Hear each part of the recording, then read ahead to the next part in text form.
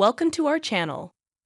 Former champion Raducanu sad and down after U.S. Open exit. Emma Raducanu says she wants to play more matches before Grand Slam tournaments after losing to Sofia Kenin in the U.S. Open first round. Britain's Raducanu, who lost 6-1-3 to 6-6-4, was searching for her first victory in New York since unexpectedly winning the title in 2021 as a teenage qualifier. She fell in the first round in 2022 and missed last year's tournament as she recovered from wrist and ankle surgery. Raducanu played just one tournament between Wimbledon in July and the U.S. Open, reaching the quarterfinals in Washington earlier this month. The 21-year-old fought back tears in a news conference after her loss to fellow Grand Slam champion Kenin and said she felt sad and down. She said she would learn from it and manage my schedule slightly differently for future Grand Slams. I would like to play more matches, Raducanu told BBC 5 Live.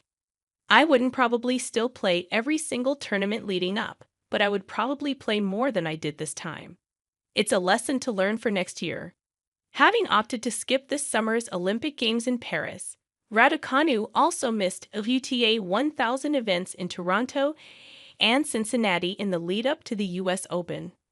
Raducanu admitted afterwards that she lacked some match sharpness against Kenin. I got off to a bit of a slow start, but did really well to fight back in sets 2 and 3, and there wasn't much in it, Raducanu said. I think I worked my way into the match pretty well, but at this level you can't really afford to have a slow start of the set and start from a set down.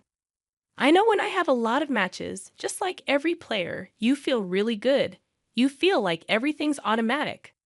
I can learn from it and manage my schedule slightly differently. After an injury-plagued 2023, Raducanu returned to the tour in January and reached the second round of the Australian Open. She skipped the clay court French Open to focus on being fit for the British grass season, a decision that seemed to have paid off when she made an impressive run to the Wimbledon fourth round. I think I've made progress considering where I was at the start of the year. I didn't play for 7 months, the world number 71 added. I had a month of December training after 3 surgeries, so I think to climb back into the top 100 was a really good achievement. Kenin comes out on top of roller coaster champion clash. After fending off 2 break points in the first game, Raducanu's serve was constantly under pressure from Kenin, who reeled off 5 games in a row to take the opening set. Raducanu made a statement by breaking early in the second with a series of bruising forehand winners, but Kenin responded immediately to level at 1-1. As the British number 2 grew into the match, Kenin's frustrations came to the fore, and she angrily swiped a ball away right before Raducanu broke for a 3-2 lead. Raducanu struck again at 5-3 to force a decider and made a confident start to the third set while her opponent's unforced error count mounted. Yet it was the American who made the first breakthrough, and after being just 2 points away from victory on Raducanu's serve, Kenin closed out the win on her first match point. It was a roller coaster match, Kenin said afterwards. Emma is such a tough player and she played some great tennis. I'm just super happy to have won. Like Raducanu, Kenin has struggled for form since winning the Australian Open in 2020 and reaching the French Open final in the same year. She will face title contender Jessica Pegula next after the 6th seed beat Shelby Rogers 6-4, 6-3. Russell Fuller, BBC tennis correspondent in New York.